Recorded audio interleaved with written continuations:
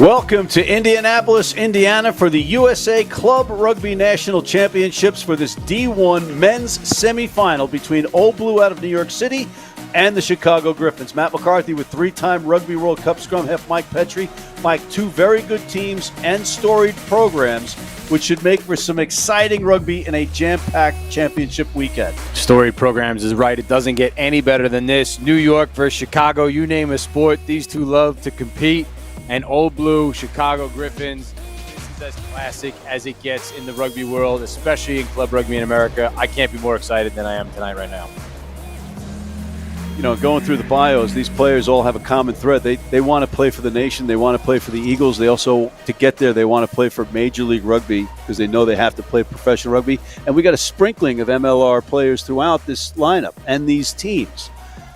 Why don't you tell us about the lineups? Yeah, you're right. There's talent abound all over the place. I mean, let's take a look at number 2 for Chicago. Brian Flamenco played USA U23s, part of the Houston SaberCats organization. He was a high school All-American. I mean, there's just people all over the place. You look at Max Dillon. He's from New Zealand, played New Zealand 19s, and he's going to lead them at number 10. He's going to be calling the shots for them. So lots of talent in this Chicago Griffins lineup across the board. And then none other than an icon of American rugby himself, suiting up in number 22, Andrew Suniula. Yeah. I'd be remiss if I didn't mention the fact that he's still out there playing. I'm a little bit jealous, Matt, if I'm going to be honest, but can't wait to see him and hopefully see some action. But he's today. the head coach. Player coach, man. Player coach. Well, today he is. And here's Old Blue, Mike. And Old Blue, this is about as decorated of a lineup as it gets in the club rugby scene. I mean, you look at DeQuan Perry, was playing Major League Rugby last season. He's been playing part of Rugby New York. He's been playing with Seattle. And then you've got Manate, the number 7, their captain. He has played with Rugby New York as well. He has also played with Seattle. Those are two guys that are, I'm sure, desperate to get a look at the next level. And then another icon of the game, you look at a guy like Sam Windsor, MLR legend, leading point scorer, I think, still to this day, maybe, perhaps. And he's the head coach, too. And a head coach. And Connor Wallace-Sims at number 10. Played USA 7s, played Rugby New York in the MLR. I mean, another one that is just an Old Blue legend in his own right and still playing, and I'm sure desperate to get his team to a final. Yeah, good stuff. All right, we have our man, Lance, on the ground. Lance, can you hear us? Lance Kavanaugh. Rarely in the land of D1 club rugby do you find an opportunity for a grudge match outside of your region. In 2023, Chicago Griffins defeated Old Blue in the semifinal match of Nationals, only to find themselves disqualified and forfeiting that win. No team has a bigger grudge to win on this day's semifinals against this team than the Chicago Griffins. Old Blue handling business against Schuylkill River in the northern region now find themselves with an opportunity to get to a national championship game and win that elusive national championship. Both teams have something to fight for big here. Let's see how this game matches up. All right, thanks, Lance. As we get underway, the Griffins in the red received the kick and kicked it into touch. And Old Blue in the white will have the line out. And we're very often seeing Matt Old Blue in their traditional black and blue jerseys. So interesting to see them here in their away kits in the white. But how about this field in Indianapolis, Matt? Tremendous facility to host the pinnacle of club rugby in the United States in the men's division. Got to be an exciting weekend for all these guys. Like you said, lots on the line, not just the national championship title, but lots of eyes from professional rugby on them right now as well.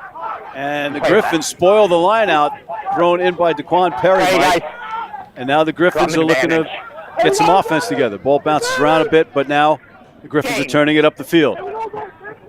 They'll pass off the turf to keep it going. Good support. Players yelling at the referee already, Mike. We're just seconds in. And there's a kick. Taken by Old Blue, Connor Wallace-Sims with the left-footed boot. And the Griffins are coming back. These teams are not exactly fond of each other over the years. They've always, as Lance said, a little bitter taste left.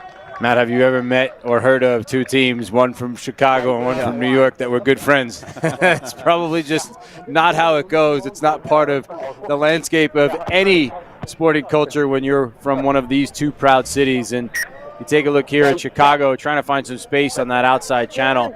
They do have a runner to the outside, but tremendous play by Old Blue to bring him to the ground. They try to keep the ball in play, but to no avail. So Old Blue, second line out attempt now. Daquan Perry will throw in. We'll see what they can do off this set piece. So far, the weather is cooperating with us. It is a bit windy. There is some tornado talk, but doesn't seem like it's going to affect us yet, as that is spoiled again by the Griffins. Second set piece line out spoiled already early in this match. Keep an eye on whether that's a problem for Old Blue going forward. The Griffins now it's a bull rush from Chicago. And now a little kick into space from Dylan. Landing on the hop well. It's Malik Bryant. And he'll just play scrum, have to stay there and get it out.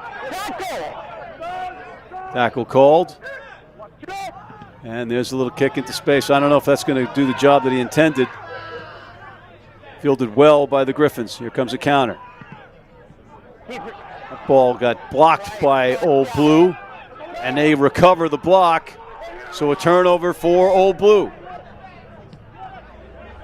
Another kick. Strategically well, but will it roll out? And it does. It goes into the dead ball area, so it'll come back, Mike Petrie. Yeah, and you see the intent there. There was space in that left-hand corner as Connor Wallace-Sims dropped into the pocket, put that ball on his left foot.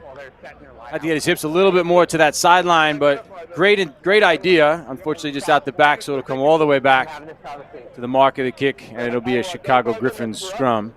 And a first opportunity here for these two to pack down. And an opportunity for Chicago to lay a marker down here just inside of Old Blue's end. Up front, you've got Orlando, Perry, and Duncan for Old Blue, Jones, Flamenco, and Penn for the Griffins as we await Carm Consolino putting it in. Number 25 for Old Blue, by the way, is the number 8. Dom Sophie. He just had a wardrobe malfunction. A couple of words from our referee. It'll be put in again to the Griffins. Mike, you get the itch? You know what? It's funny you should mention that. So I'm just sitting here thinking to myself, you know what? You mentioned the player coaches, we'll call them from here on out. Sam Windsor of Old Blue and Andrew Suniula of Chicago, both sitting on the sidelines watching it. At what point in the game do you pull your own card and say, "Yep, I'm going in. I've had enough. I'm just ready to go." If it were me, Matt, this has been too long already. 4.5 minutes into the game, I'm already calling my own number and I'm saying I'm going in. See, I'm the opposite. I would wait until the game was out of hand and my team was winning, and then I'd go in, just so I was in for the photo at the end. To each his own, Matt. To each his own. But I'll tell you what, if you were going in for Old Blue, those white jerseys, if you're the only one wearing a nice, crisp, clean white jersey and everyone else is all dirty from the grass and everything else, it'll look a bit funny, so you might want to get yourself in there early. It would take some kind of cash to get me in an Old Blue uniform. Okay, Brian Murphy, you're listening at home. You know what I'm talking about. There's a whistle and a penalty awarded to the Griffins. Some good hard work by Chicago. And that's that marker that I mentioned very early on. We talk about set piece being such an important part of these games. And you can see the lineouts going a little bit awry so far on the first couple throws Old Blue has had. And there's the scrum opportunity. And you mentioned that Chicago's really up for this one. They've disrupted both lineout throws. And that time, again, threw the marker down at the scrum. Here's another look at it. So our referee there with front row tickets to this one. There's the hit. Old Blue straight to ground, straight to the arm in the air for our referee. So nice result there for Chicago, and they're going to camp out right around Old Blue's 22 with their own line-out attempt now. And some great camera work capturing that for us. Thank you to Next Level Rugby. And the line-out taken by the Griffins. Everybody's bobbled it a little bit, but it continues to go backwards, so play on. There's a nice run by Hokie Dunn out of New Zealand. Got a couple of Kiwis in that back line for the Griffins. And you've got an extremely cosmopolitan and diverse lineup for Old Blue, certainly. Old Blue testing the corner now. Trying to get some offense going. There's been a stop and start, some kicks. Mostly the big fellas controlling the game so far. See if we can spin it to the backs. Here comes Old Blue. They got some numbers on the outside if they can get it out. Pass didn't go the way it wanted. There's Joyce. Kieran Joyce also had some MLR experience. Well, up in Seattle, if I recall. Trying to rip the ball was done. It'll be a penalty to Old Blue.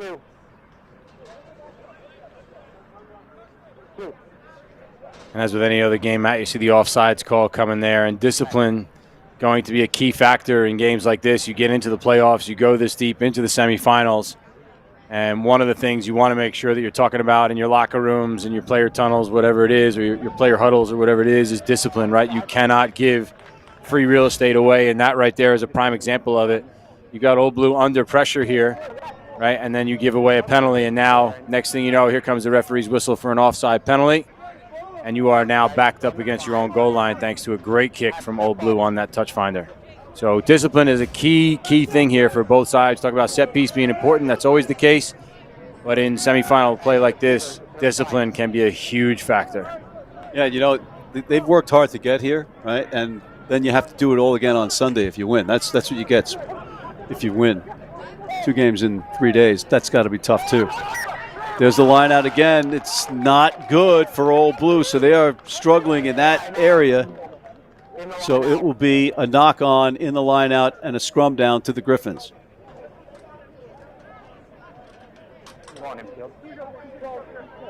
Got to be frustrated if you're Old Blue. Here it is, Mike.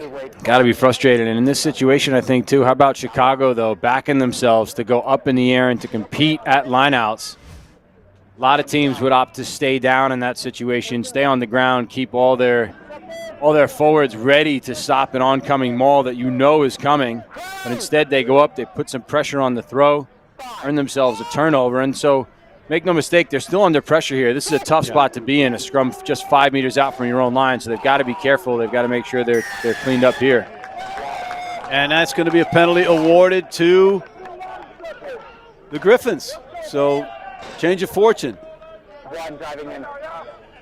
And you can see that frustration there. Old Blue with their arms out, just continuing to build a little bit. Maybe not the greatest throw, as you said, on the line out. They haven't really been able to tick in that aspect yet.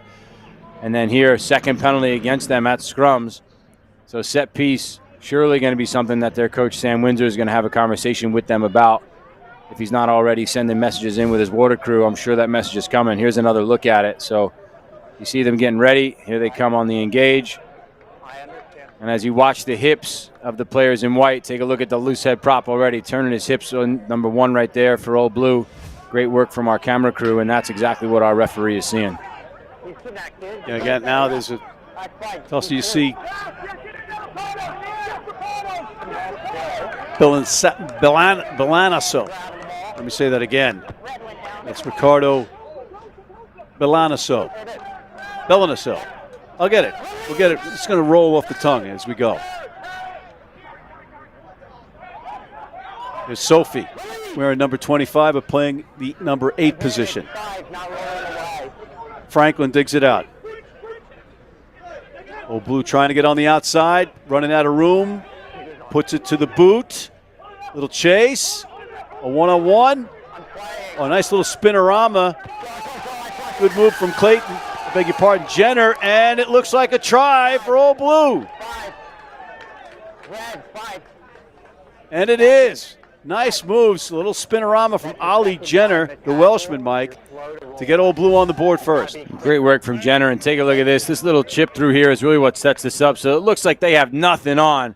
And then unbelievable work to get that onto his left foot and just put that into space in behind the Chicago Griffins defense, because there were plenty of red and black jerseys on scene there, Matt. And they had all but shut down every opportunity that it looked like Old Blue had, except that one. I don't think anybody was expecting him to put that one on his foot and just dribble it ahead. Great pickup off the grass, great spin in to finish. Outstanding open play work that time from Old Blue to dot down our first score of the game.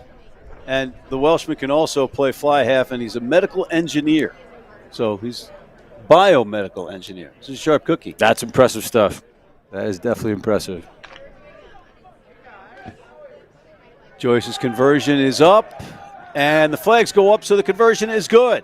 Old Blue on top, 7-0 in the semifinal. Here's another look, Mike. Here's another look, is right. And check this out. Just at the last second, literally before he gets dragged out of bounds, finds just that sweet spot on his left foot, dribbles up nicely. He had some options there in terms of support runners for Old Blue, but didn't need them. Little spin move, carried a couple red and black jerseys over the line with him, and you could see the excitement there from the guys in white. I mean, they are just up for this, scoring first, just about 12 minutes into this first half. That's a big start for them. And it looked like Dunn might rip the ball out of the hands of Jenner, but he didn't. So it was well done by Jenner to get that finish. That was a big finish. But now Old Blue with the ball again. They have the lead 7-0. See if they can maintain. Oh, they're going to go to the air again. Joyce kicks it, and that puts the Griffins under pressure again. They choose to kick it into touch and give Old Blue the line out. So well done by Old Blue. Well done by Old Blue is right. They found space straight up the middle of the field. You can see the touch judge's flag there blowing from right to left. So a little bit of wind, it seems, at the backs of Old Blue based on, or judging from the touch judge flags that we see there on our screen. And so that one drives down the middle of the field, finds some grass, and that's where it's danger time for your back three players. When that ball hits the ground inside your own 22 and you find yourself scrambling backwards to pick it up, that's a tough spot to be in. But here's Old Blue continuing to march forward. A little ping pong in the line out in the throw in. Perry trying to get his own throw back eventually, but no, it's going to be knocked and it'll be a scrum down. And again, unfortunately, more troubles for Old Blue with the line out. So here it is. They decide to go with the front option. Just keep it simple. But look at Chicago. Ready on that mark right there. So good throw by DeQuan. I think it just came in so fast. If you look at it, went almost right through Manate's hands. I don't know if they hit him in the chest or maybe the jaw or something, but either way, they hit him in the face maybe. Yeah, it might have been hit him in the face. But there it is, knocked on, Matt. And so it'll be a Chicago scrum again. You got to imagine two scrums that have gone in terms of penalties to Chicago so far. Got to imagine they've got some confidence right now going into this one, hoping they can get another penalty and maybe kick up field for their own line out in Old Blue's end. Absolutely. Consolino with the put in. And it's a penalty earned by Old Blue. Back and forth, Mike. And no sooner do the words come out of my mouth that I feel like I'm eating them there. I mean, Chicago had the up on the first two, but that one, Old Blue comes right back at them. And you can see that scrum just inching its way upwards. And you can see a couple heads popping out of the front row there. And so our referee, not impressed with what's going on, awards the penalty to Old Blue, and they're going to kick for points here. They know they're in for a big game against Chicago. They know how important this one is. So take a look at this bind. Nice square engage from both teams. Good binds across the board. There's the feed. There's the secondary push from Old Blue. Good hold from Chicago. And then there's the left hand. You look at the left-hand side. That's the loose head prop for Chicago that comes up first. Not as obvious as the second one that came up for Old Blue. That was the one that actually caught my eye initially. But loose head prop for Chicago definitely up early. And Joyce's kick is up and good. So they capitalize on the penalty to take a 10-0 lead over the Griffins. And, you know, points come at a premium. You take them when you get them. Especially in games like this, like we said, where we know it's going to be close. We know it's likely coming down to the wire. Semifinal play, both historic programs. You know, and this is as good as it gets in that club rugby scene. And, you know, the more I watch this, Matt, you think to yourself, like, this is the heartbeat of American rugby, right? This is the pulse of it, the club scene. That you get a glimpse of all those players that are looking to play at the next level. Old Blue, Chicago, two of the best that have ever done it as far as club rugby goes, and so it's great watching them duke it out.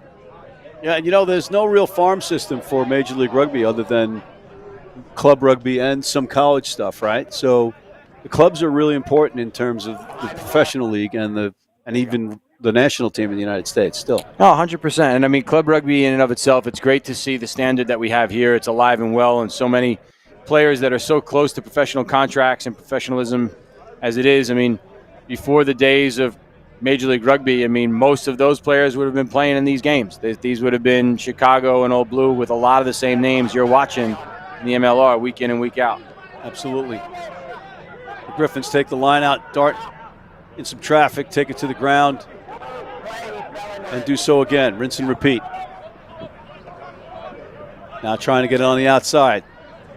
Want to try to impart some will, but they lose it in contact. Might have gone backwards, but no, says our referee, so it'll be a scrum down to Old Blue. And just when they thought they had some momentum, and it's taken away by a knock-on.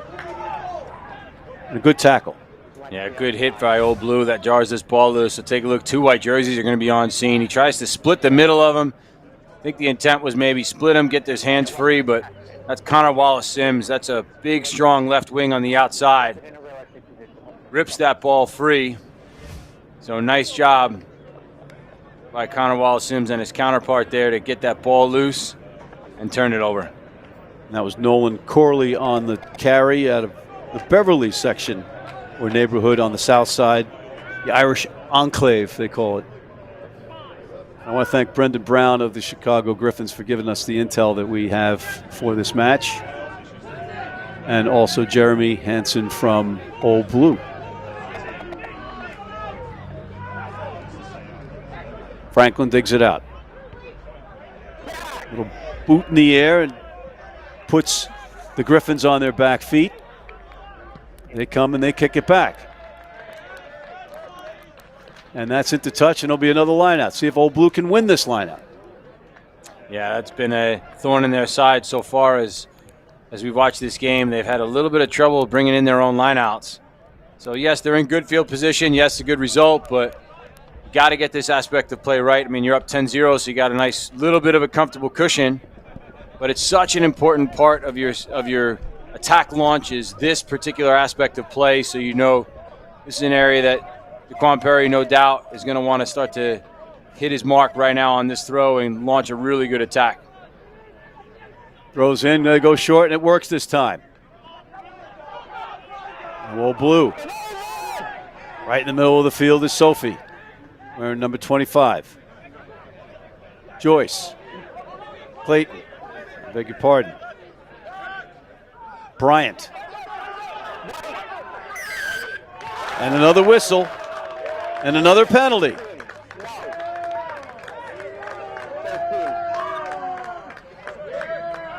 Mike, is it sloppy play or is it just the other team exacting their will or nerves? Probably a combination of all those things. I mean, it's a great run and great injection of pace into the line. And then take a look at this. Chicago just puts a lot of pressure on this counter ruck. You can see them starting to pile some bodies in there, and that's the call that they made right there. That ball, that player from Old Blue leaving his feet, coming in from the side, and then, I mean, you could have called it either way there, coming in from the side and then falling over top of the ball. But nice work by Chicago because that Old Blue right wing was coming in hot. Found some space in behind Chicago's line. They took him to ground, and then they put some pressure on the counter ruck or through the counter ruck because Old Blue did not have enough support straight away on scene. And that was Matt Crabtree, the vice captain, number 11, coming in there with the red hair. Doing some good work. Seen the backs and the rucks. It's pretty good. Imagine that. Yeah, Matt. Yeah, don't look at me like that, Matt. Backs. They do rucks too. Come on, yeah. They do rucks. Things change. They've been there. There's a kick at the touch. He's been there. Be a line out to the Griffins. See if Old Blue can spoil this one as the Griffins have spoiled theirs. Exact some revenge, but no, good take by the Griffins, and now they're trying to go short, right up, and again, it's spilled in contact. Knock-on advantage being played by Old Blue. Nicely taken. Oh, another bruising run from Bryant. He runs angry. On the bottom of that pile is Orlando out of Montclair State. Loose head prop. And there's Connor Wallace-Sims taking advantage of that left-footed foot to kick along the line. Keep it alive for Old Blue. But now counter ruck. Did they spoil? And it's a penalty awarded to the Griffins again.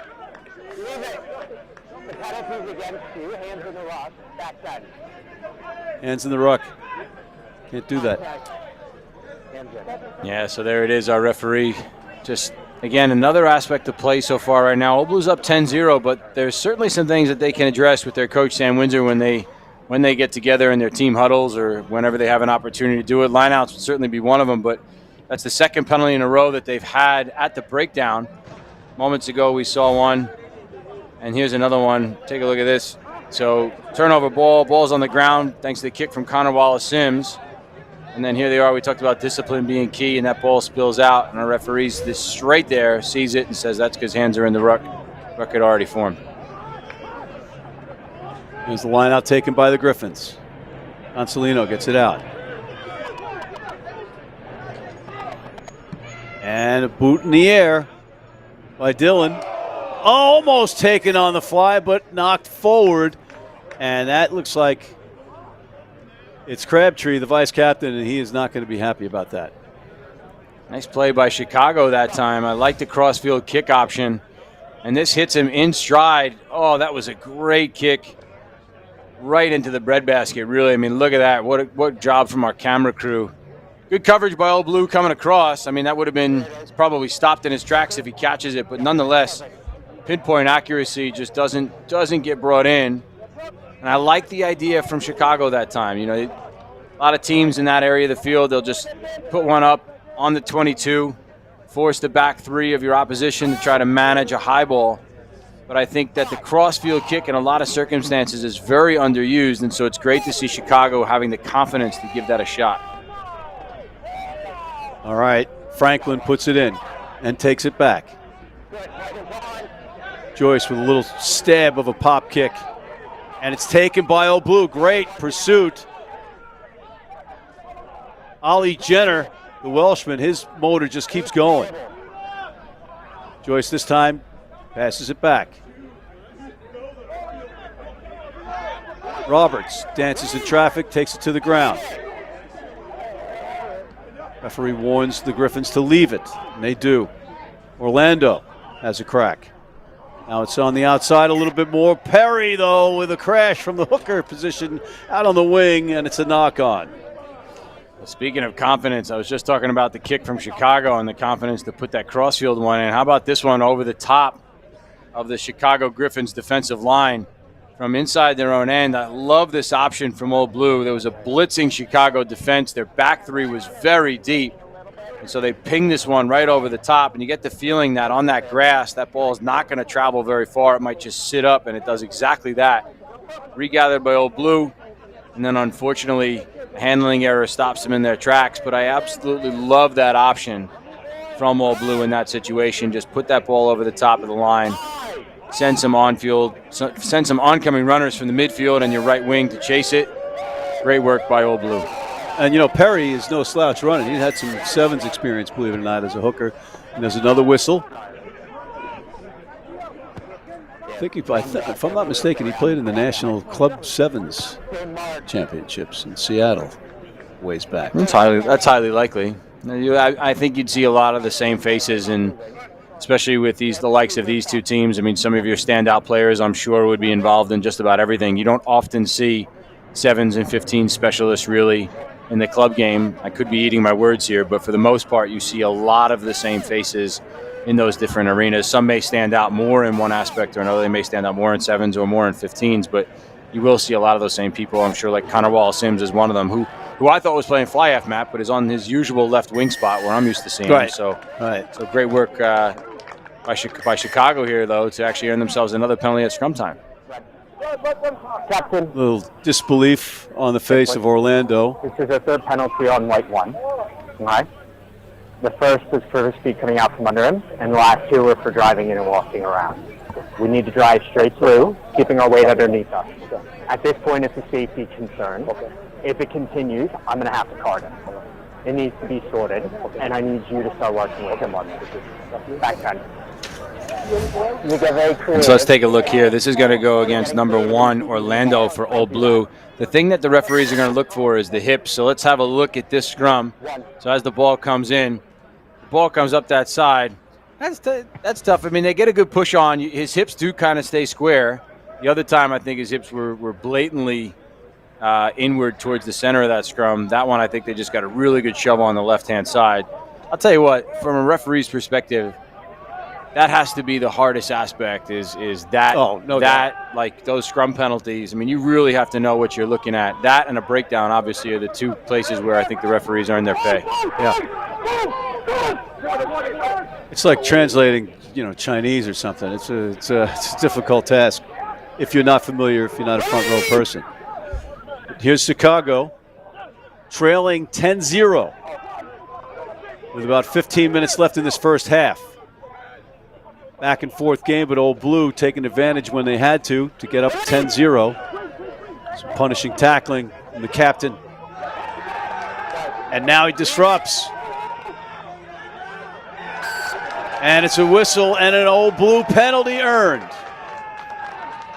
There he is, the captain, Manati Akwi, at the bottom of it. And great work from the captain there that time. That was a captain's penalty earned for his team. Great individual effort.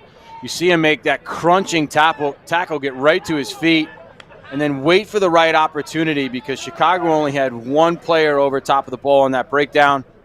So a player like Akwi is going to notice that, recognize the opportunity to then time it, smash into that support player who's not ready for him, bounces into the scrum half, creates disruption, and here it is. So that's his tackle that he had just made, and here it comes, bang, and it's going to go straight into the scrum half. Great job by Akwi, straight over the top, and that's just good heads-up play. That's smart rugby. And, Mike, he launched Eric Jones, who is a large man, into a different orbit. Yeah, to be fair, he wasn't expecting it. I don't think he was ready for that hit. I think he had already started to turn his head. But no doubt, Akwi is probably one of the more powerful sevens with the engine that you've never stopped seeing working. I mean, he is just fantastic to watch.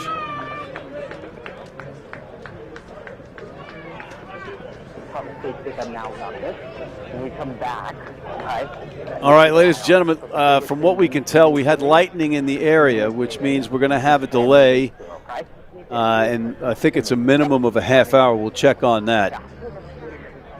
But the players and everybody is exiting the field and going indoors or into the cars in the parking lot. That's pretty much the protocol. Let's look at Andrew Suniula. Ageless, Matt. Ageless. He's just aged a few more years with that lightning news, though.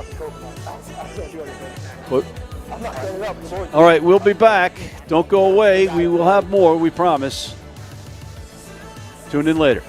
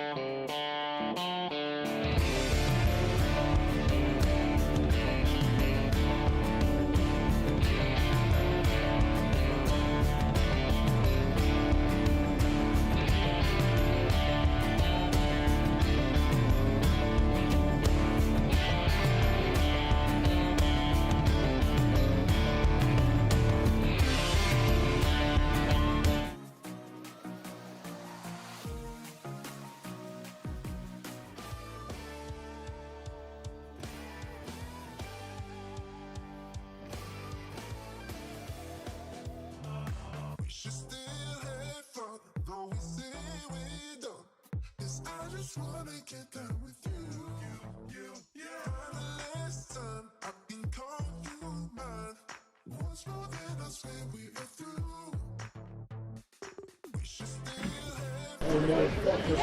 welcome back to Indianapolis. We had a bit of a weather delay, but now we are back, and we are starting right in where we left off, a line out to Old Blue with Daquan Perry throwing it in. He bats it down, and now it's picked up by Old Blue. Matt McCarthy again here with Mike Petrie, the three-time USA Rugby World Cup scrum half. And the Chicago Griffins are in the black and red. Old Blue from New York City in the white jerseys, and they've just been awarded a penalty. So if you're just joining us, we're in the 28th minute of the first half, but we had about a 25-minute to a half-hour delay because of lightning in the area, but now we have the weather gods shining their smiles on us, Mike.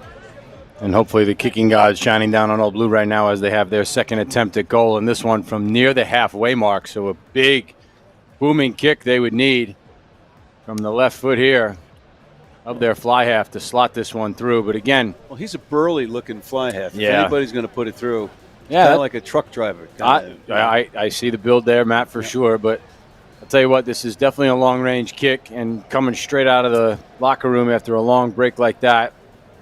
You know, if you're a kicker, especially, you haven't had a chance to maybe kick between the time you last played and just now, but hopefully he switched on for Old Blue's sake. All right, here's Kieran Joyce from England. Birmingham, his kick just doesn't make it, but a decent effort, all things considered. And now a kick is followed by the Griffins. But here's Taylor taking it for Old Blue. Roberts taking it for Old Blue. Franklin trying to get it out of that mess. It's not doing as the Griffins with a great counter ruck. And they have poached the ball with some authority. Whatever was said in that locker room is working for the Griffins early. Another kick goes up in the air, and it's botched, but gone backwards, so play on. Right in the thick of it is the vice captain, Crabtree, on the tackle. And now here comes Old Blue. A rambling big run from Luke Watts. And all of a sudden, we might have a penalty there. That was looked to be tipped on the pass. Was that a deliberate knock-on or not? We'll look, maybe. But now Old Blue picks it up. And into the try zone. Yes, the hand goes up, and it's a try, and it looks like it was number 13, Oscar Clayton. We'll check that.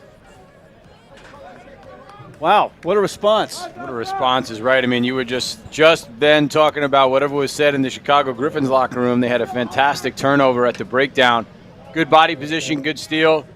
And they kicked the ball downfield, and Old Blue turns it right back on them, and they went just about 60 meters off that play. It was a great start to this from Old Blue's fly half. Put their second row straight through a gap, and then he was galloping through like a wing in open space. And then they had the advantage on, so they see space over the top. Chip, there's the bounce, and again, the ball in the grass could just about bounce anywhere and just sits up really nicely on that surface for Old Blue, who picks it up and falls over the try line. So second score of the game goes to Old Blue. Yeah, that was Oscar Clayton with the try, and the conversion is up, and it's good. And a great run by number 4, Luke Watts. He's got like 40 or 50 caps for Malta. Interesting. His dad was in the military, so he grew up over there, or he spent time over there. And there's a shot of Clayton, try scorer. He's from England. He plays with Jamaican Sevens. He wants to own his own fish and chip store, and he's married to Jen Solomon. Shut your front door. The Rugby family. Now the Griffins struggling with the ball, but they maintain it, and they got to get some points in a hurry, Mike. They're trailing 15-zip, and it looked like they had some forward progress, some forward momentum, and then it was just taken away by that Watts run and the Clayton try. But now they're in Old Blue territory. Spilled backwards. There's it. There's going to be a penalty, no advantage gain. Coming back. Looks like a high tackle against Luke Watts.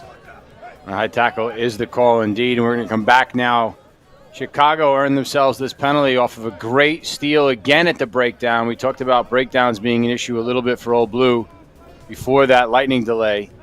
Had a couple penalties in and around that area, but so far Chicago putting pressure on them, getting 2 steals in a row at 2 different spots on the field. And this one here, questions I'm sure as to whether or not to go to the corner or whether or not to kick for points. But as you mentioned, Matt, when you're 15-0 down on the scoreboard, this is the easy decision. You have to go to the corner here. I mean, it's a long game still.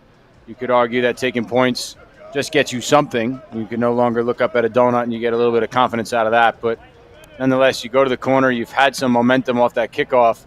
Continue to use it and see if you can get your forwards to work here. Indeed. So now it'll be a line out for the Griffins. Trailing 15-0. We have about 7 minutes left in this first half. Again, we had a delay. There's a shot of Alex Null.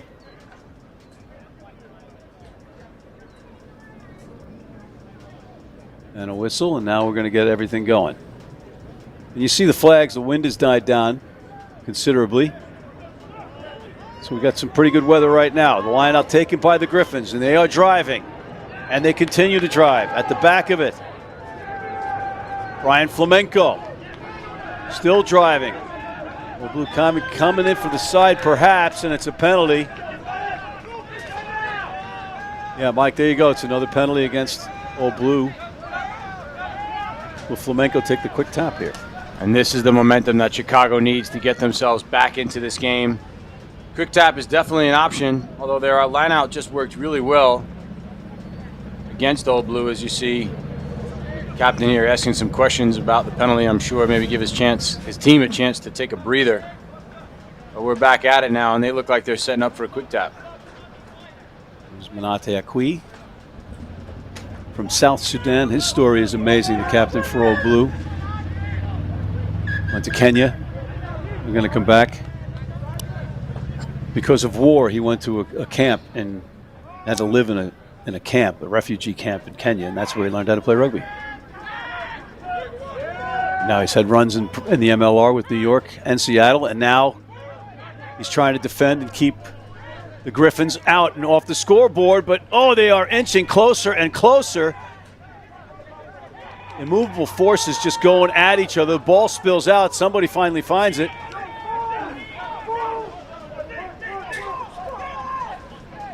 Looking to go to the left, perhaps.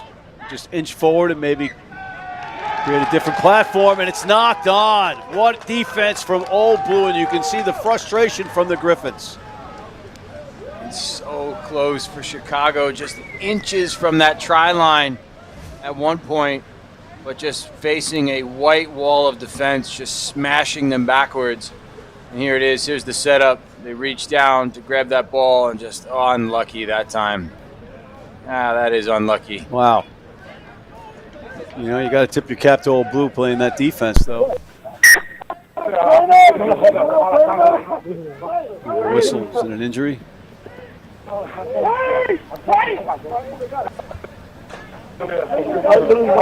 One pen down on one knee. The number 3 for the Griffins. Maybe he's just taking a breather.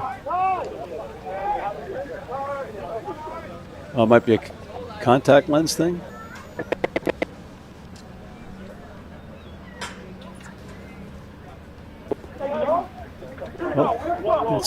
We got another delay, Mike. Just what the doctor ordered. A little bit more tape on that leg. So, Mike, what can the Griffins do differently to get back into this match? I think they just need to keep possession of the ball and just take Old Blue through some phases. You know, the few times that they have, they've done pretty well with it. They've not had a lot of territory so far in this first half, and when they have, they've had a few handling errors that have cost them and a few missed opportunities for sure. And so credit to Old Blue that they've really dug their cleats in the ground and played some great defense. But Chicago just needs to be a little bit patient, keep the ball, take them through phases. And I think they just need that bit of energy, you know. So there's a difference between urgency and panic, right? And you don't want to play with panic when you're down 15-0, but you definitely want to play with a bit of urgency. You can still be patient, you can still be calm in what you do, but you've got to be very intentional with it. And I think that's a fine line to walk when you're down 15-0. But if you're in Chicago's locker room, that's definitely something you want to be talking about. As fellas, we need some urgency in what we're doing. We need some energy in our play as we wind down in this first half and transition to the second. All right, here's Franklin, your scrum half counterpart, putting the ball in for Old Blue. Joyce will get a kick off the side of his foot a little bit, but it'll get them some breathing room, and that's important for them. And now it'll be a line out to the Griffins. A big part of that defensive stand was number 6, Jack Oberlander of Old Blue. And his dad was a Village Lions legend that I played against. Is that right? Yeah. And Jack is a former player of mine at Rugby New York's academy when the franchise that was Rugby New York was running their academy program. DeQuan Perry is another one that's involved in this game right now, and Jack is another one that's playing in this game, so it's fantastic to see them with the likes of Old Blue playing at this level. Really proud of both of those guys. Well, kudos to you for helping them out, giving back to the community and developing players. Here's Null on the nice run by the number 7, Alex Null, out of Grand Rapids, Michigan. Now spinning it wide.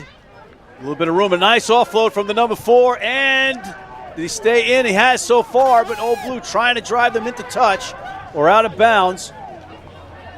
There's Oberlander right there.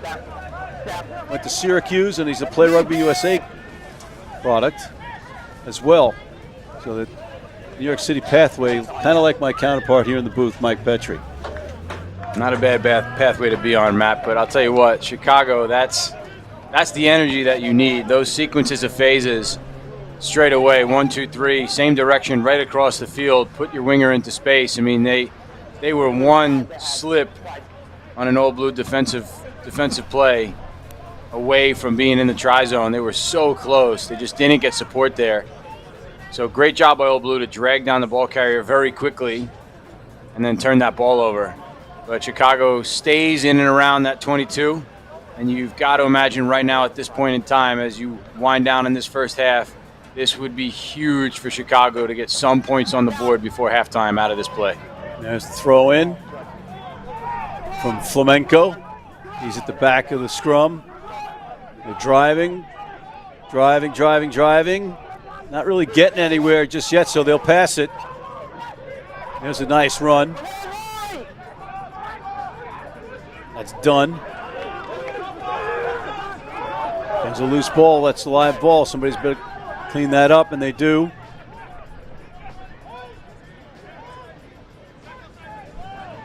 Consolino gets it out. Digs it out again. Just patience needed from the Griffins as they inch closer to pay dirt for the first time. On the outside, a little look back inside. Was it a knock? And it was into touch, so it's moot. It's going to be Old Blue ball. I think the key word you had there, Matt, was patience. And there was good energy from Chicago again. And I really liked their style just now. It was very simple and very direct. And I think that that's where Chicago has proven that they are at their best, when they are just direct, simple running, into space, hard carries, into the fringes of the defense, force them to collapse, quick recycle ball. And then Chicago looks good. In that situation there, they swing the ball to the outside off quick ball, which is not a bad option either, but tried to do a little too much on the outside, got dragged into touch. So again, thinking about what Chicago can do, just take Old Blue through the phases, just be very direct, try to get that quick recycle ball and force Old Blue to try to keep up with that direct physical play. It's Brock Duncan.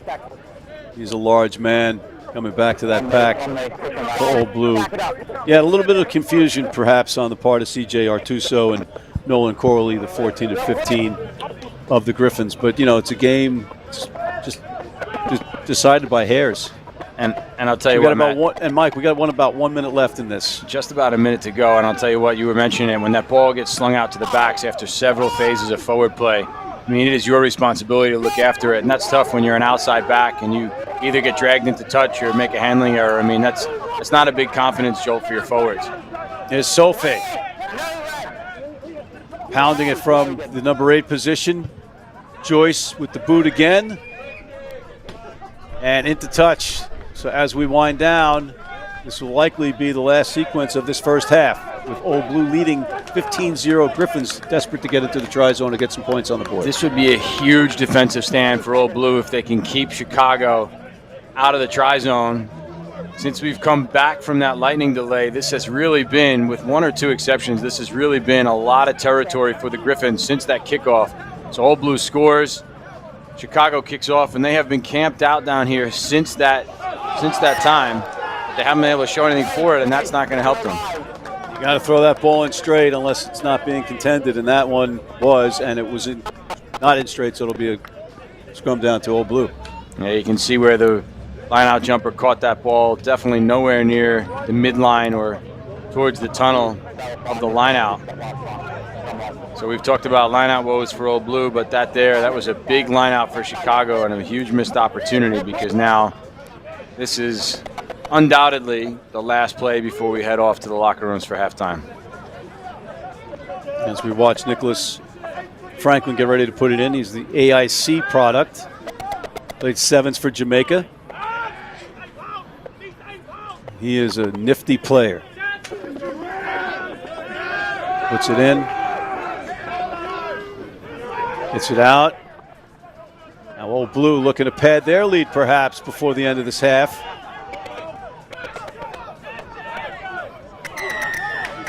Toss to the ground. A penalty awarded to the Griffins. We got a little how you doing, a little kerfuffle. Little how's New York, how's Chicago conversations, all innocent. Deep dish first thin crust is clearly the argument. There's no argument there. There's no argument there. But how about this? This is a penalty, and then this is the judo throw. Yeah. Ooh. Looked a lot worse in real time, like very quickly, but he lands all right. Could have easily put some damage on his arm. Let's listen in. Dangerous tackle on the ball carrier. Having him land on his shoulder. Yeah, penalty on his knee. Penalty on the ground. All right, have a big stand warning. Yeah. But I think it's more than a penalty. Okay, perfect. We'll talk to him. But so after the fact, you can't do that. You can't. No. We had the penalty. He was already offside. You reacted after the whistle. Okay, finished. Yep. With a degree of force. Okay? We're trying to get that out. We're trying to prevent the game from escalating. So we're going to have the penalty reversed for the foul play here, okay? We need better discipline. Yeah, that's not much of an argument. And here's another look at it. There's that judo throw, and foul play called by our referee. The play was already dead at that point, so they reversed the penalty against Chicago that time, and that could be crucial, because now here you give Old Blue a chance to slot this through for an extra couple points before halftime. And similar kick from a similar spot earlier in this first half was short for Old Blue, so we'll see if they have the leg this time after getting back into the game a little bit and warming his leg up a bit. Mike, we saw number 5, Sam Perry, trying to talk the referee into it, but he might be able to talk a dog off a meat wagon, but he's not going to get anywhere with the referee. But you can see there that parity between the referee standing there looking up at the towering second row, just telling them, now listen, we're not going to have any of that. Yeah. Here's Joyce's kick. It's up. It's a line drive. Does it have enough? And it does. It just gets over. What a conversion. And a big moment in this match to end the first half, Mike. Yeah, that is a huge, critical moment. You're right. Old Blue goes in with an 18-0 lead, and that last 3 points could be big as we head towards the finish line of the second half. All right, we're just having a quick water break, ladies and gentlemen. We go right back on the field, which we like. Don't go away.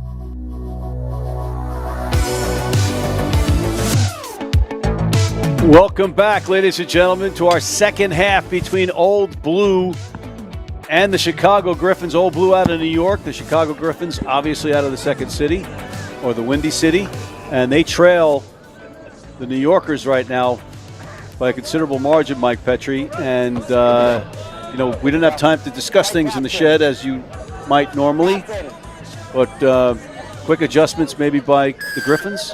Well, I'll tell you what, they've had plenty of time during the lightning delay to sort some stuff out. Yeah. And so they probably got a lot of their things that needed to be said there. But, the messages in those situations need to just be very clear and very concise anyway. And I think if you're Chicago, again, it's got to be back to basics, be physical, be direct, keep possession, force Old Blue to play more defense.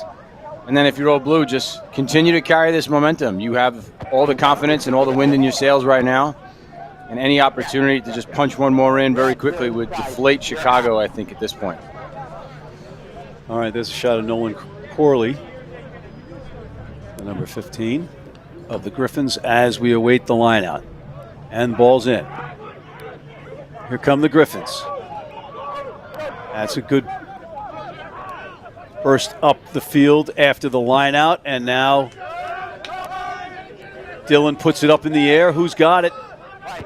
There's a leg in the air and a foot on the ground, so it's all good, but right in the middle, taking a knee to the head, might have been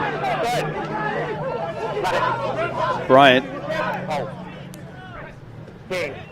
We'll check on him. And continuing on are the Griffins. A good surge. Got a substitute in there. John Lurson, number 20, in for the Griffins. Try to keep you abreast of any changes as we see them.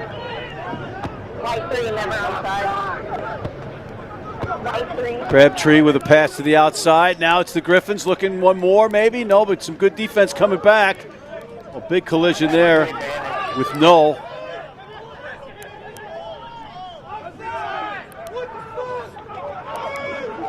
There's Penrod, the number 6. Looking on the outside, Crabtree. The vice captain's got one more. Oh, they're getting so close, and they knock it on in contact. And it'll be another turnover, but it's coming back on the advantage. So they were playing with house money, Mike. Yeah, they were. I think what you're seeing is Old Blue's under a bit of pressure now on defense, and so they're blitzing out of line a few times. They're trying to just force Chicago to see a white jersey, tuck it underneath, go back inside into some oncoming defenders.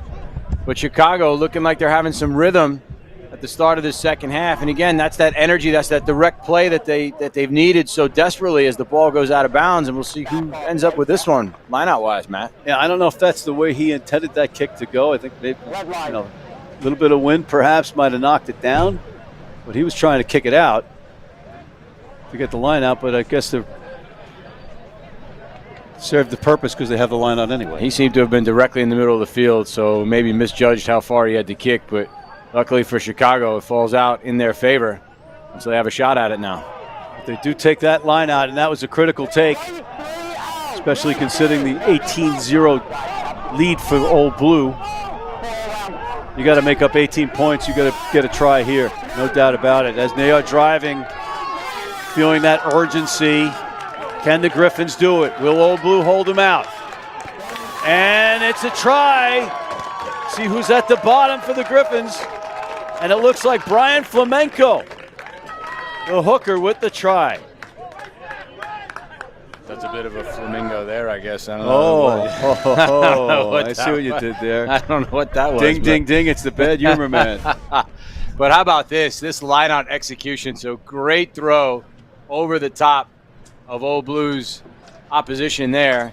And then look at this. Look at these Chicago Griffins forwards go to work. I mean, they have really put in quite a shift, have the Griffins forward pack. I mean, look at this. Just white jerseys retreating, trying everything they can frantically to get in behind this maul, put some mass into it and stop it. But Flamenco knows where that white line is, falls over the top of it. And that is exactly what the doctor ordered for Chicago. They needed that one big. Comes off of a set-piece maul. And like we said, very physical, very simple, very direct. Lots of energy in this Griffin side. Don't count them out just yet. They've got quite a mountain to climb. But it's semifinal rugby, Matt. And Dylan's conversion.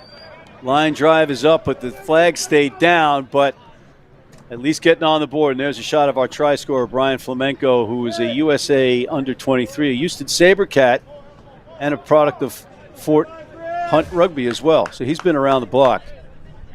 And there's that try again. And he's been around the mauler too as well, looking like a vet back there at the back of that breakdown. Just finding that try line, falling over the top of it, and helping marshal his forwards in front of him, just keeping that momentum and energy going. So wind in the sails now for Chicago. Let's see if they can continue to sail with it. All right, and Kieran Joyce, the Englishman, gets us underway again. Joyce played with Connacht in what is now called the URC, the United Rugby Championship. So he's another player with a great resume. Ball goes up, high in the air. There's Crowley again. And who's got it? It's bounced backwards. Did the Griffins get it? They did. Okay, so now the Griffins showing a little something. Kick put into space. There's a chase. Does it go into touch? No. Nice get by Oscar Clayton, and there's another kick, and this one goes directly out. That was a great clearance kick from Old Blue, but you could see the intent now from Chicago wanting to play a territory game. So anything in their end, they are just hoofing it downfield and giving it to Old Blue, saying, have it go from here. And so a great kick into the corner by Chicago, putting Old Blue under pressure. I think he might have wanted that ball to trickle out of bounds, but so far on this grass, we've seen lots of balls just hold up and slow down on it. And so that one holds up, but Old Blue gets a great kick to touch that time. And, you know, not to dismiss it, we're playing on grass here, you know. It's the real stuff, folks. And it's holding up really well as the Griffins try to get something going. They'll put the ball up in the air again. So we got some aerial ping pong going back and forth. Crabtree, the vice captain, on the hit. Oh, there's another good tackle. Every collision is felt on the sideline and in the booth. They're playing some tough physical rugby, and it's a penalty earned by the Griffins. Quick tap taken. It's going to come back. And that's another demonstration there of breakdown work on defense. I think that's at least the third turnover that Chicago has had in that aspect of play. They're doing a really nice job of exposing Old Blue in that area and just getting strong over the ball. Stealing it. Here's a good look at it. Great chop tackle. And look at this. 2 red and black jerseys straight over the top of it. They win the body height battle. White jerseys over top of them. Anytime a referee sees that picture, they are going to give a penalty to the defense. So really well done by Chicago. And here they are again. Expect more of the same. Throw in, line out, maul for Chicago.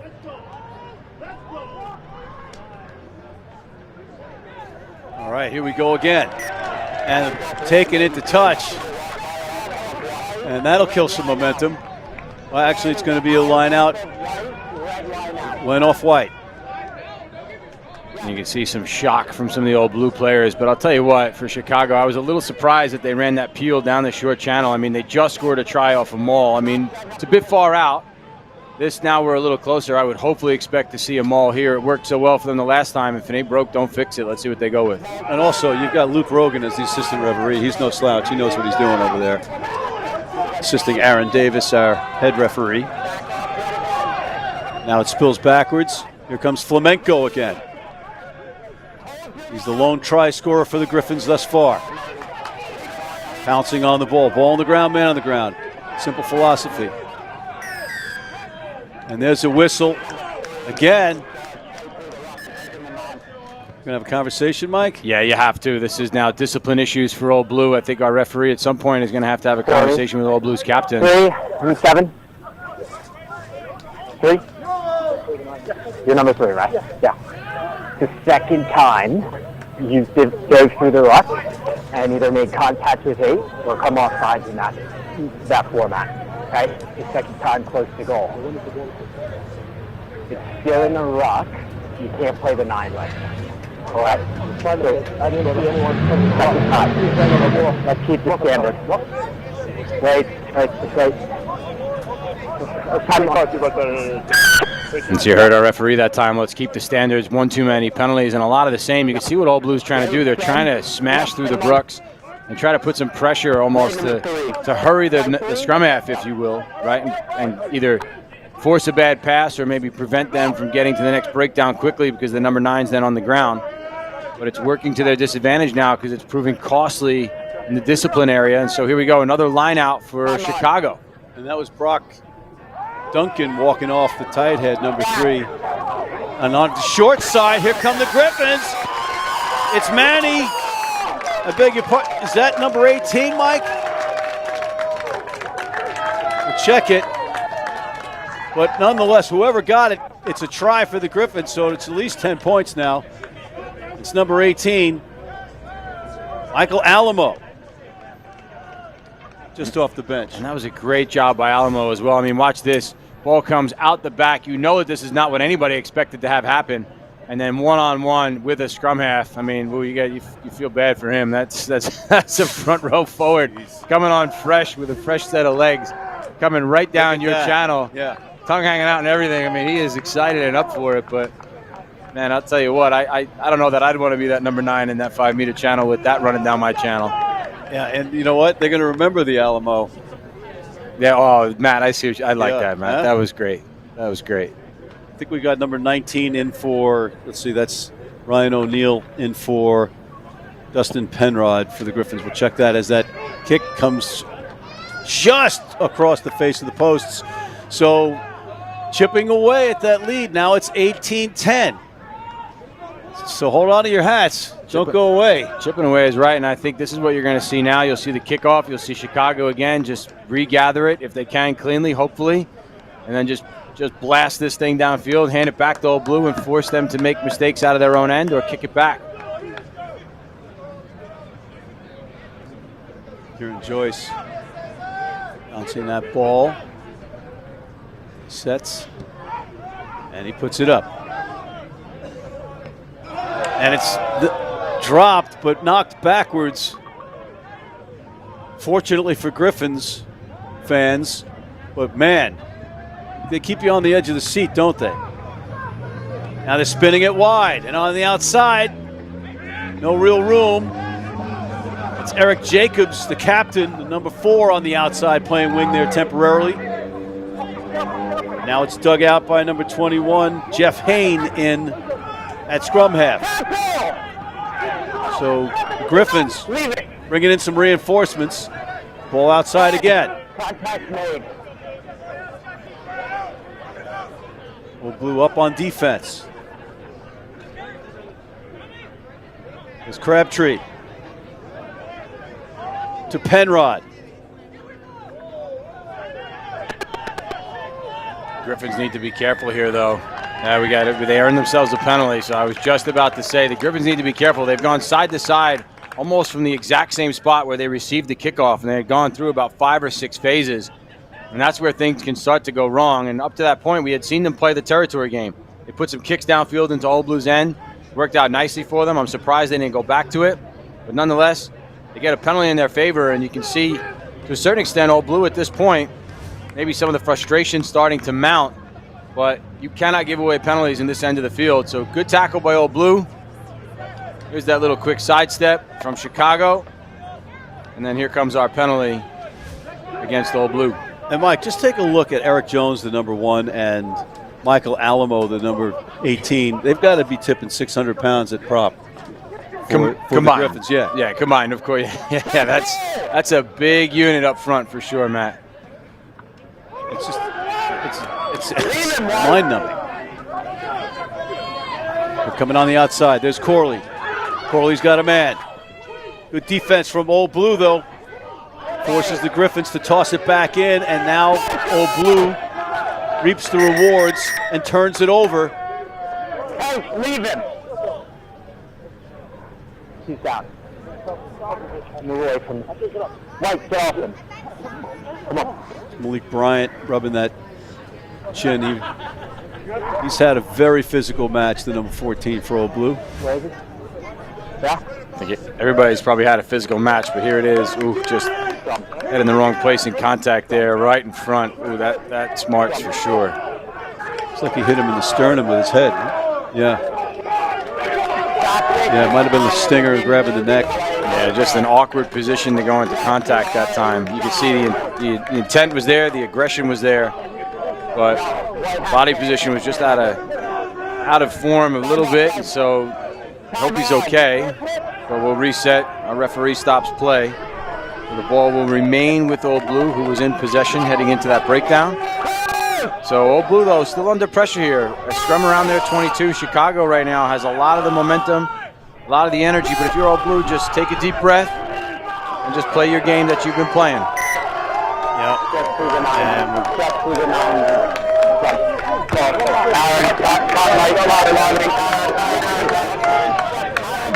And here we go again.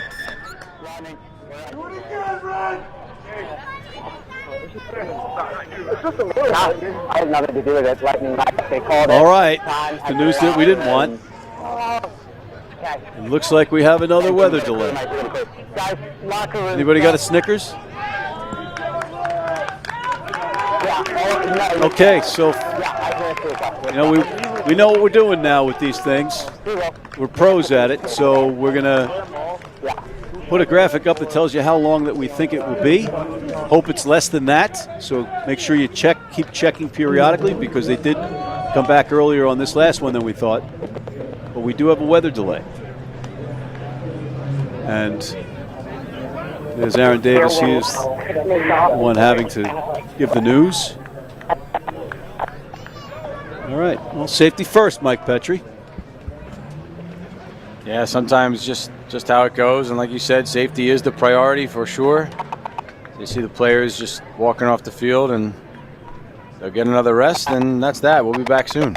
Yep, we'll be back. Don't go away.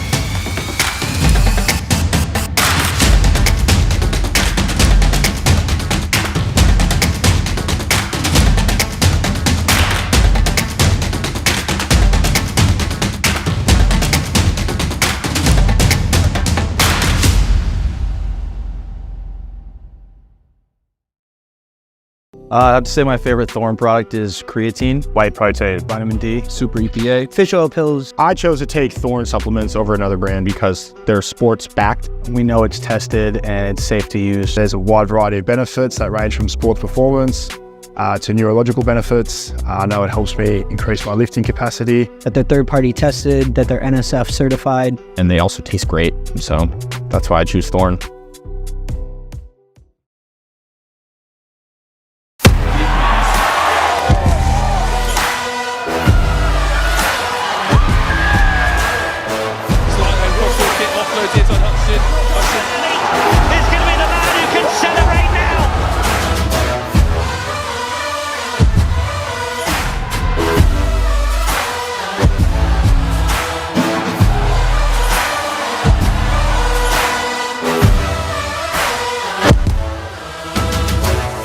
Welcome to the Rugby Rundown on the Rugby Network. Join myself, Alex Corbacero, and Will Hooley as we bring you your weekly rugby fix. With the big news, special guests, and unparalleled access, this is your rugby show. From college rugby, Premiership Women's Rugby, MLR, and more, we've got you covered. Watch exclusively on the Rugby Network. Come along for the ride as we bring you the Rugby Rundown.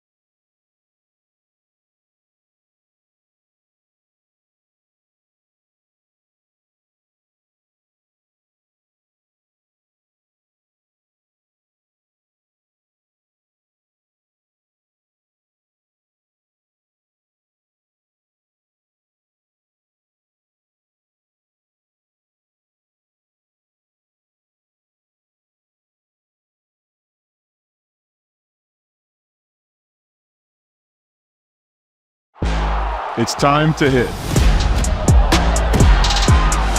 It's time to pass. It's time to train, step, and tackle. It's time for tradition. And time for brotherhood.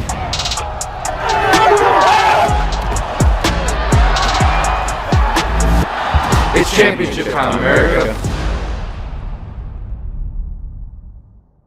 Let's get ready. Major League Rugby is now. This is the moment we waited for. Everything you want is right here. We gon' give them what they came for. We gon' take it up from last year. The Rugby Network is giving you all the free MLR content you want, live and on demand. Never miss a hit, never miss a try, never miss your team. MLR on TRN. Never miss a match.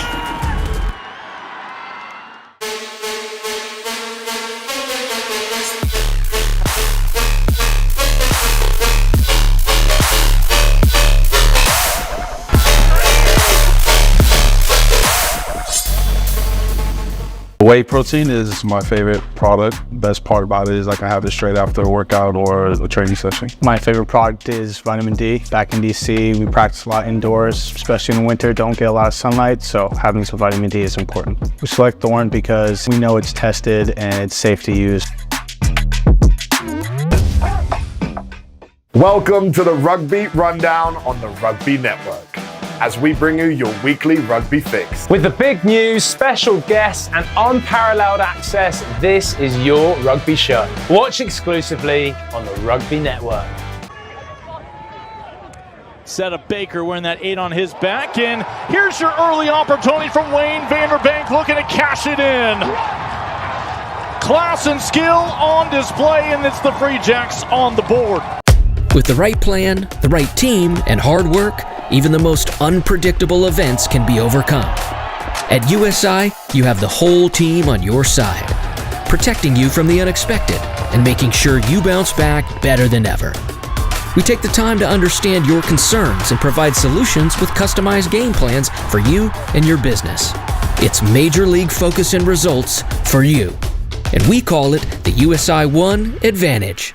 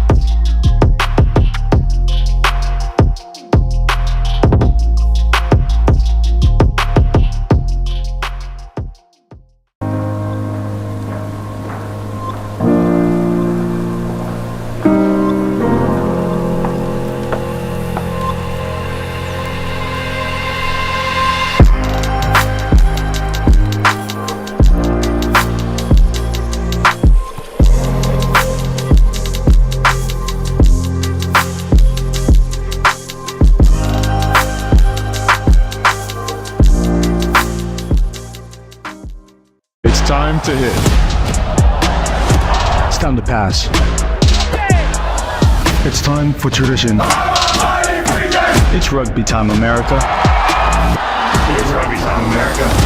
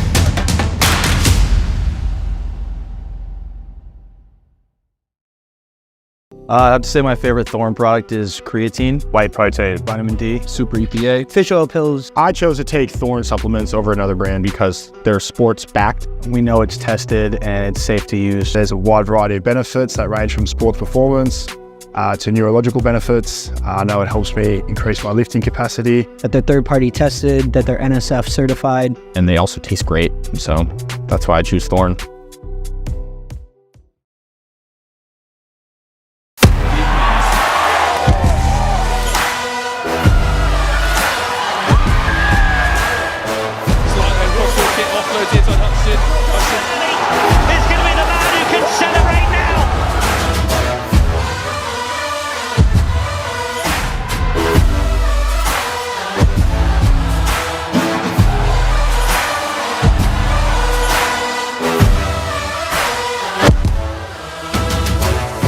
Welcome to the Rugby Rundown on the Rugby Network.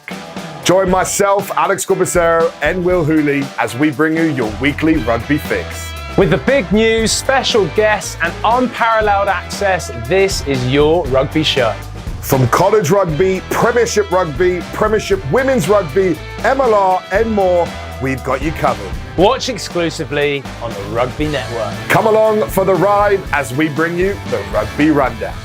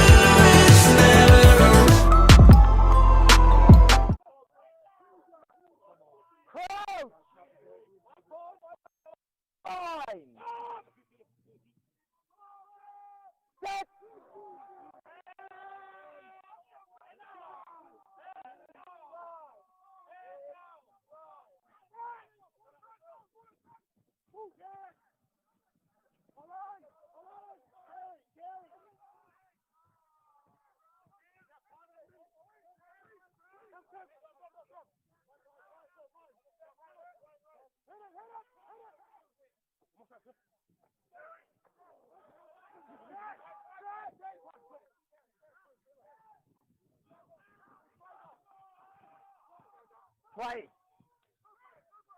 Away.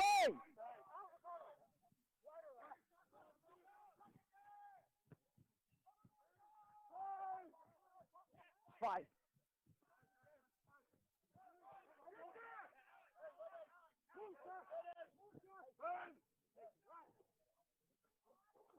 Play. Just check to check.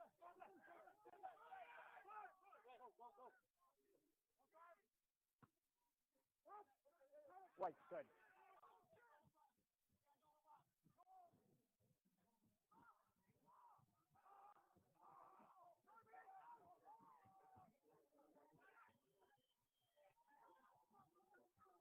Back off, White.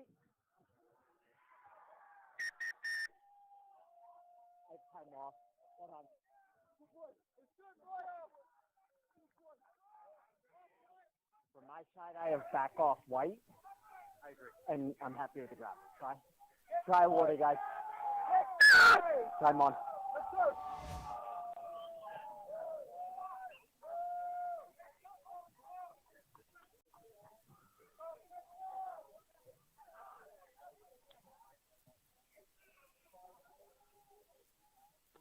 It's in the full bag.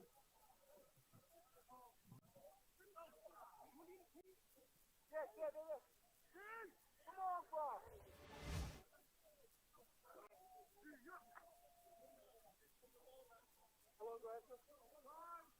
32 seconds. Ball back, good.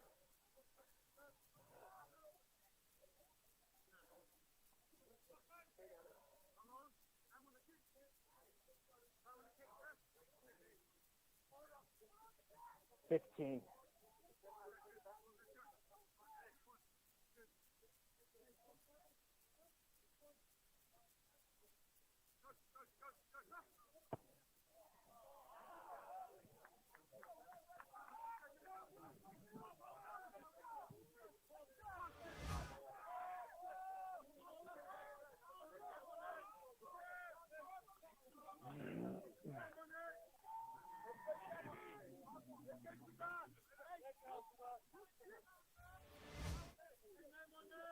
All good.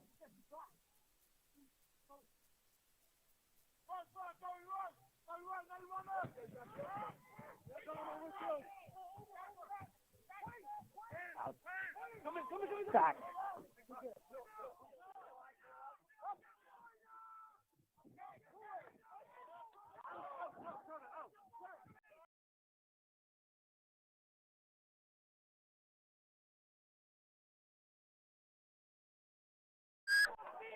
Obstruction.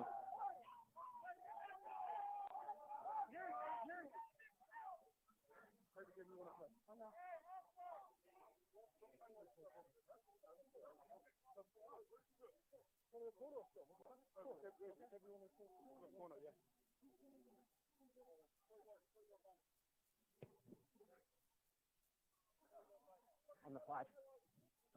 Thanks, Will. Guys, small step off. 4. Good here, sir. Yeah.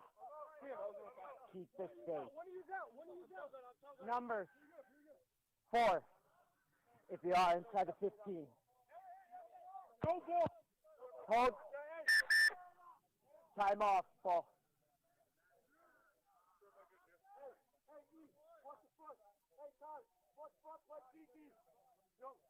Good. Time on.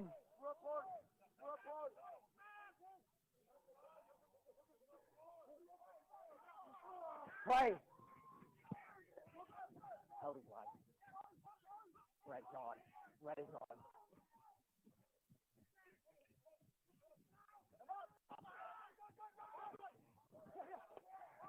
Falling.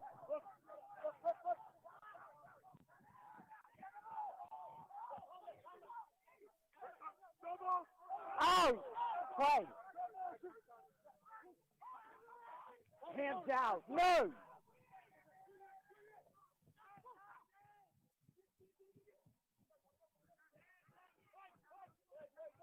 Tackle.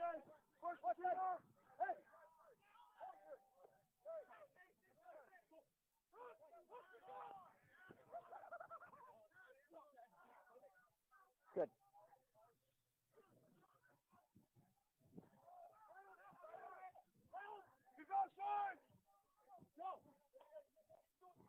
Play, no contact. Red retreat. 23. That's you. You got to retreat, eh?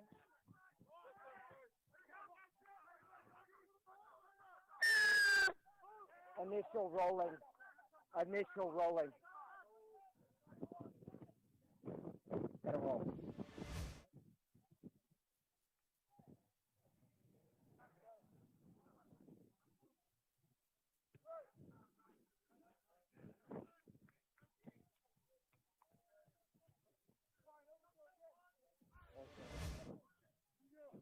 Good. 4.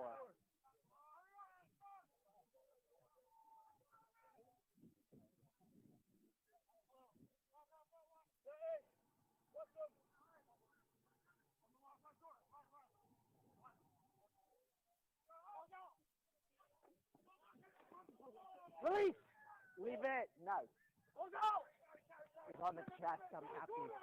On the ball. Play. Backward. Never lost contact. Play on. Away, red. No. Let the ball come.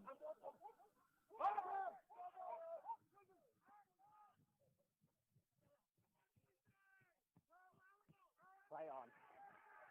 I'm back.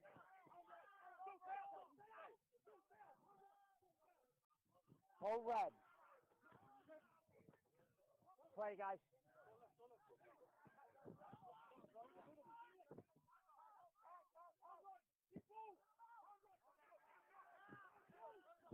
Hands out!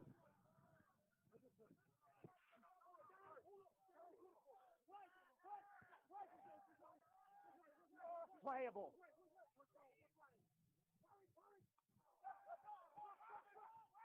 No.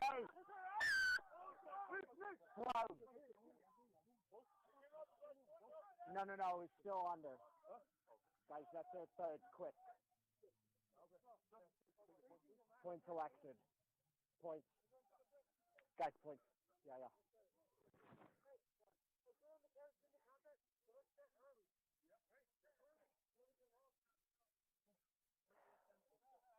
Yeah.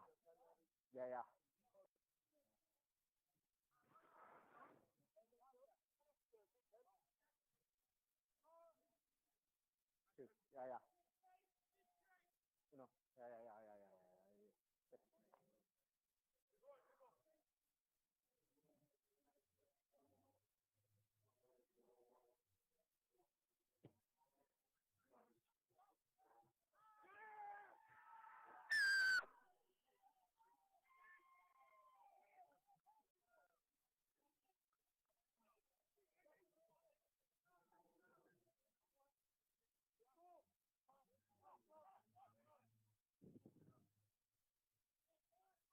Mind your line here.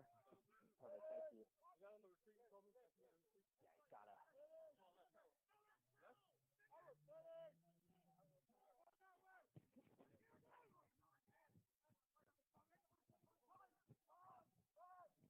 Keep retreating.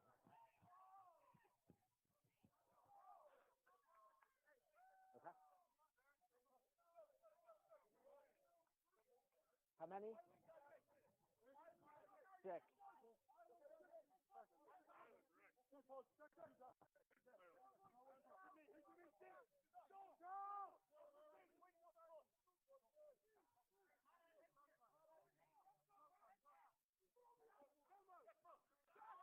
Release!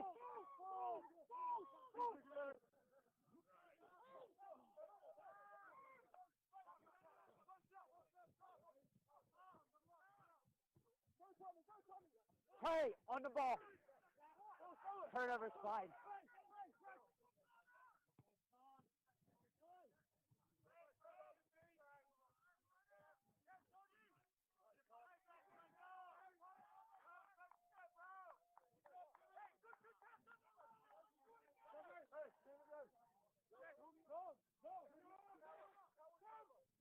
Six.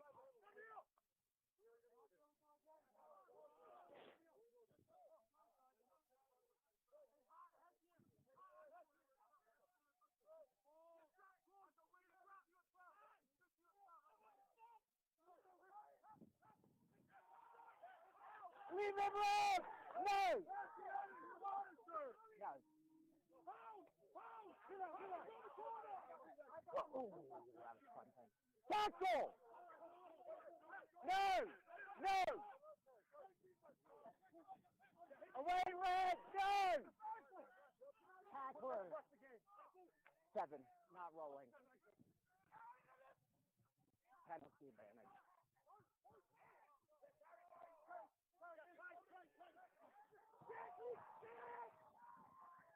Advantage over! Release! No!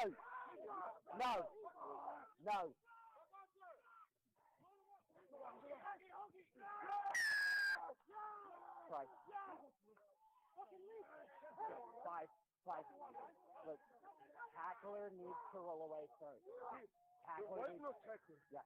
He slipped through the tackler. That's why he was clean. Okay.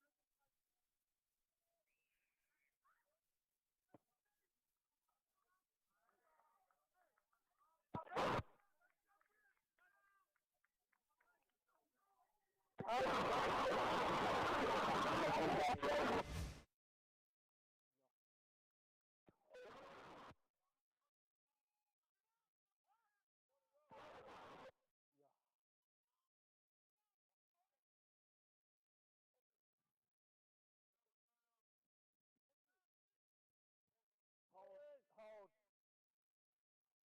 Our subs on. Yeah.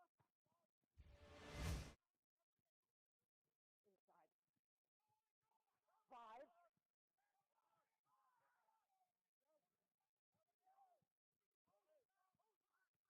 Keep retreating. Hold on.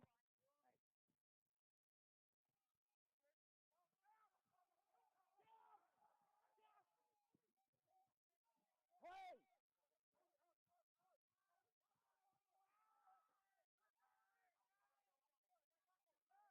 Tackle! No!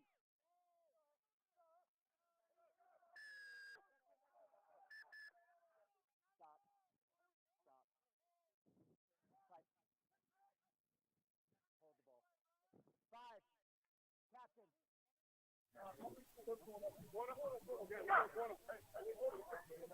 It's their fourth penalty.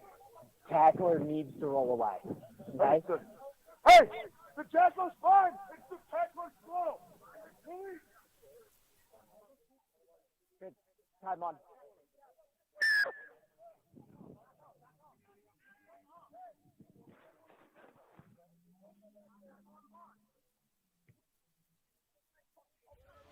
Thanks, David.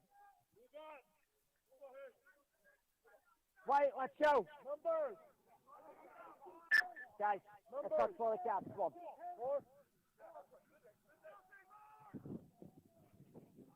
Yeah, hey! Watch back right! Back right!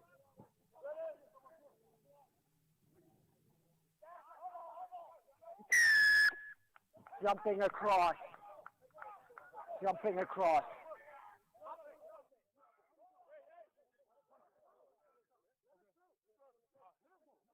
Gotta go straight up, not across. Scrum. Scrum elected.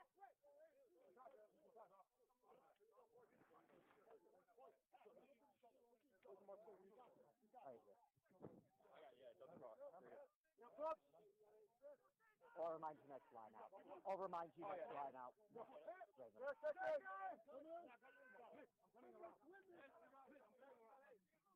Guys, back 1. Back. Close! 5. 6. Stop. Stop. Let go. Stop. Provide a response. You can't just fall back. Hold that half step. Re-scrum white.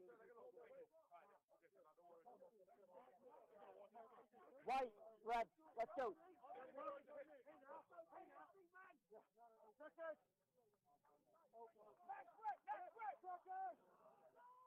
Coach! 5. 6. 17. Collapsing.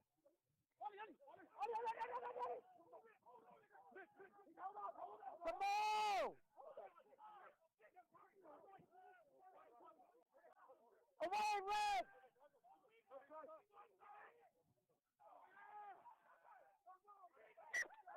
Knock in the field of strong.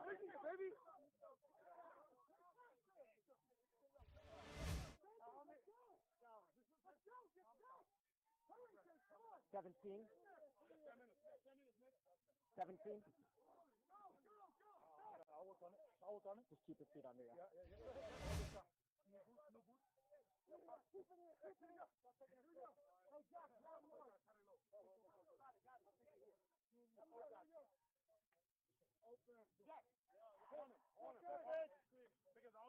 Close! Fine! There we go. Stop! Keep it up. Hold. Stop. Just let down. We're going to talk. Hold on. Stop.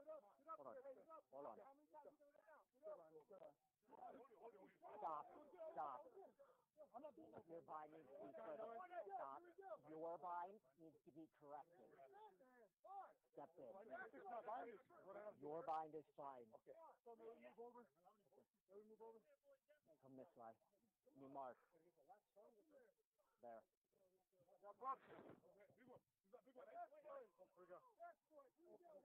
Stay here. I'll step out for you. Alex, I need you tight.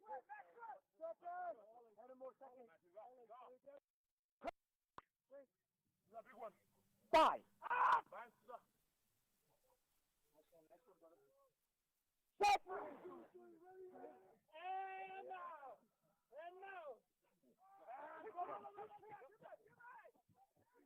Play! Step. Play.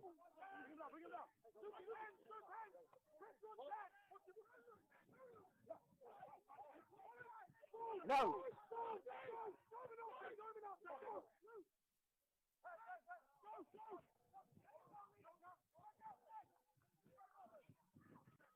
Sit. Offline! Step back.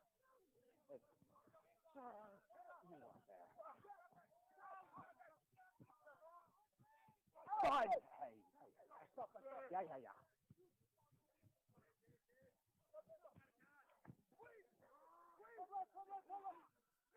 Step.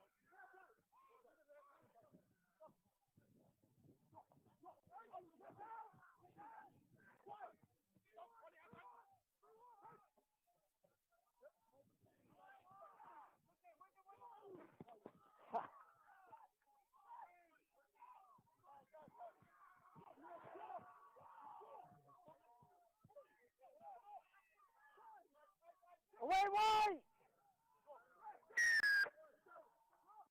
5.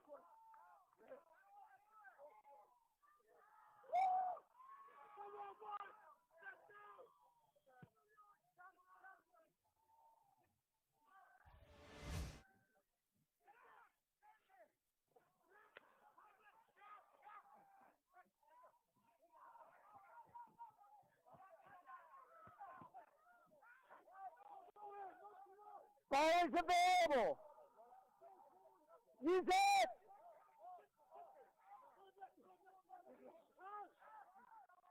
Tackle. 18 hold. Play.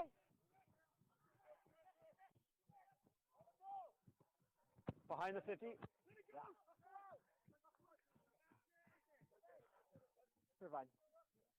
Perfect. Thanks, Griffins.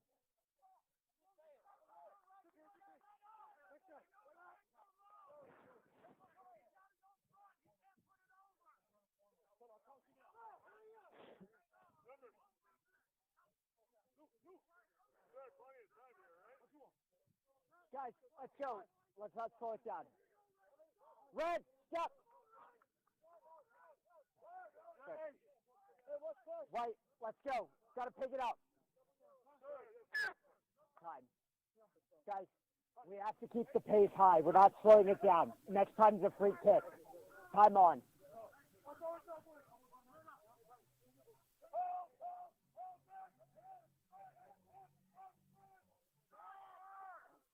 Play! Away!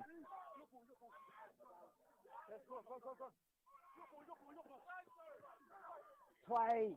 Both players drop. Step! Will on the wing.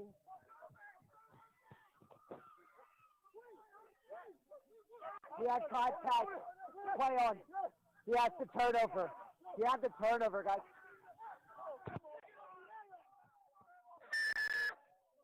Penalty or penalty? I have the mark. Hey! No, it's penalty or penalty. What's the penalty up there on the 15? Guys, late tackle, penalty up here. I got your mark right here. Thanks. It's on the 15, yeah? It landed here? Landed there, thanks. Late tackle.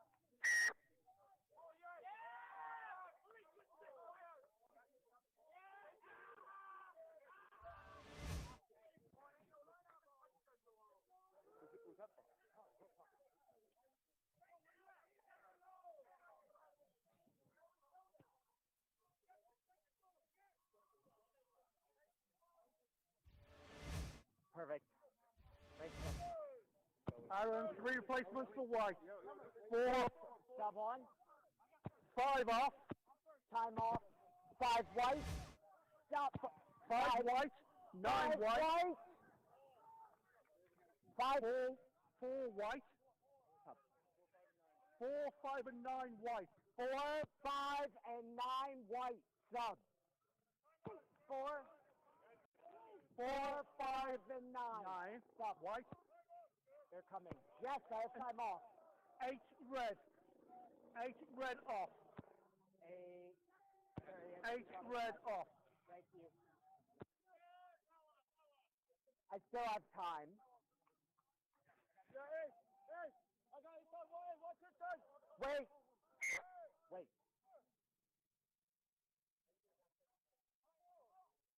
Perfect. We're good? Time on. Yes. Hey, what's it done? What's it done?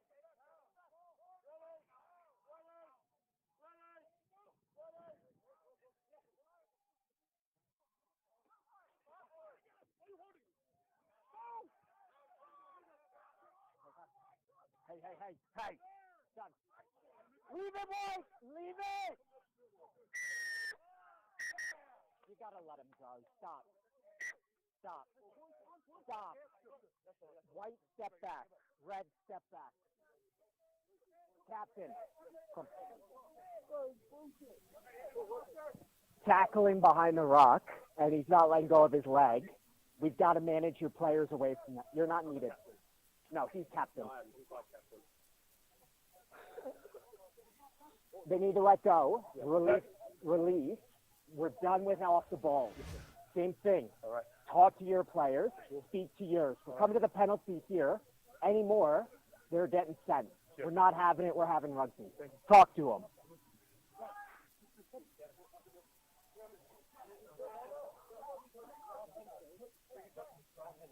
Yeah. Good. Point.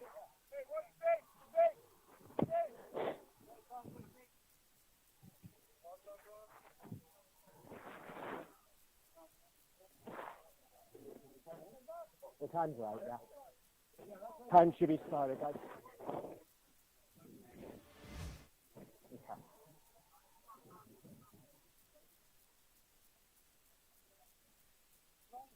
Time on the board.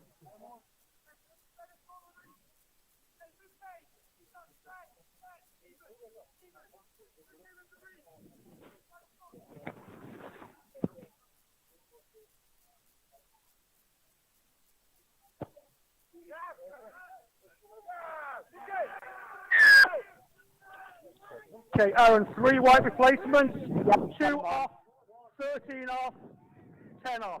2, 13, and 10. Stop. White 10.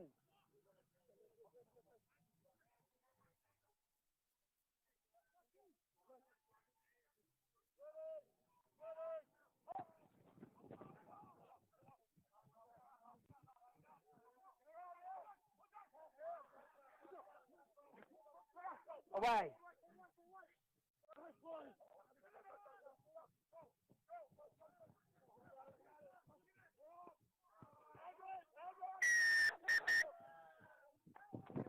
Yellow card. High tackle, repeated.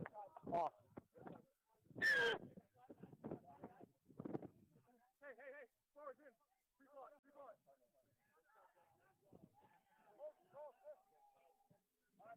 High tackle, yes.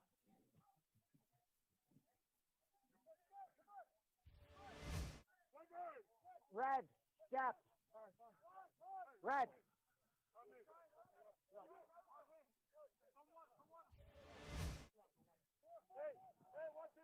Step. Watch mark, red. Red is in on the mark. Red, leave the mark, not closing. Step out. Guys, step. Keep a gap.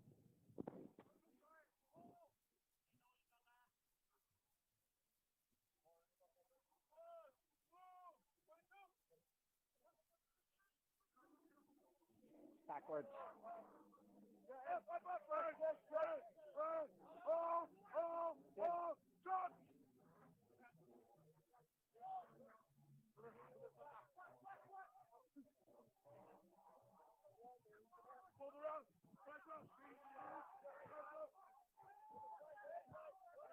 Tackle!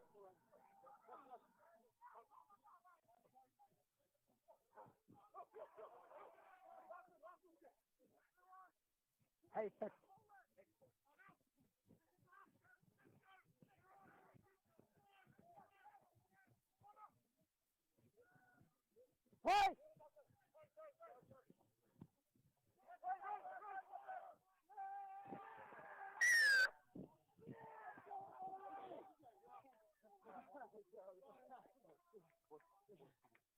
Got your mark. Thanks.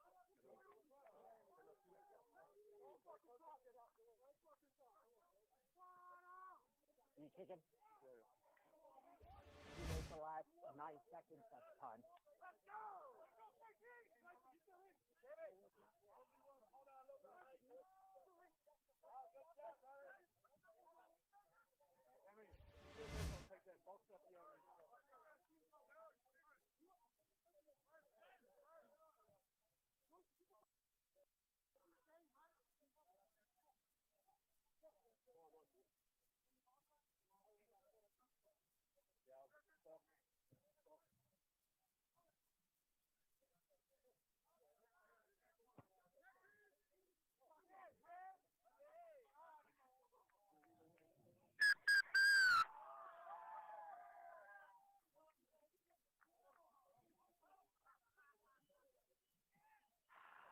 The hammer, my God, well done. Good job. Oh, you skipped the snap. No.